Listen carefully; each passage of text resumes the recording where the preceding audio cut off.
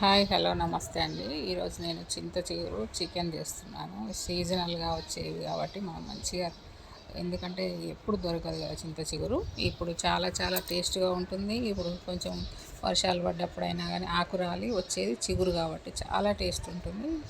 మనకు హెల్త్ పరంగా కూడా చాలా మంచిది. చూసిన కదా ఈ ఇంగ్రీడియంట్స్ ఏం లేదండి, మనం చికెన్ వండుకున్నట్టే, కానీ కాకపోతే చింత చిగురుని యాడ్ చేస్తే ఇది చాలా టేస్ట్ ఉంటుంది అన్నట్టు. టేస్టు మళ్ళీ ఈ చిగురు తినడం వల్ల చాలా మంచిదండి. ఒకసారి చూడండి ఎలా చేశానో సేమ్ అలాగే చేసుకోండి, చాలా మంచిగా ఉంటుంది.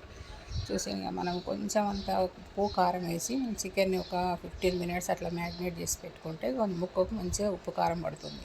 ఉల్లిగడ్డలు మగ్గిన తర్వాత అల్లం వెల్లిగడ్డ పచ్చివాసన పోయిన తర్వాత కొంచెం పసుపు వేసుకొని ఈ చికెన్ ముక్కలు అందులో వేసి మంచిగా వేయించాలి.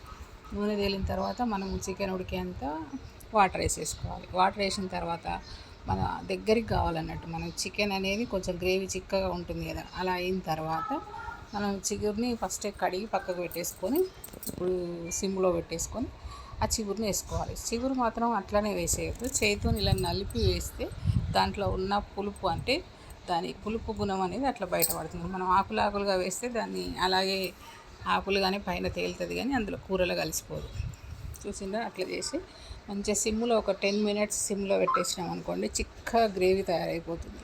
మంచిగా మనం ఉప్పు కారం సరి చూసుకొని ఈ టైంలో గరం మసాలా వేసుకొని దింపేసుకుంటే మంచి కర్రీ.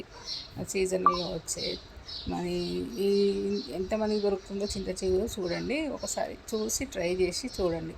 ఈ కర్రీ మాత్రం చాలా టేస్ట్ ఉంటుంది అన్నంలో, వేడి అన్నంలో. చూసినా ఎంత బాగా వచ్చింది గ్రేవీ కర్రీ అన్నట్టు. మంచిగా మరీ ఎక్కువ నీళ్ళు కూడా పోసుకోవద్దు. మనం చికెన్ ఉడికినాక ఈ చిగురు వేసుకోవాలన్నట్టు. చాలా చాలా టేస్ట్ అయిన కర్రీ.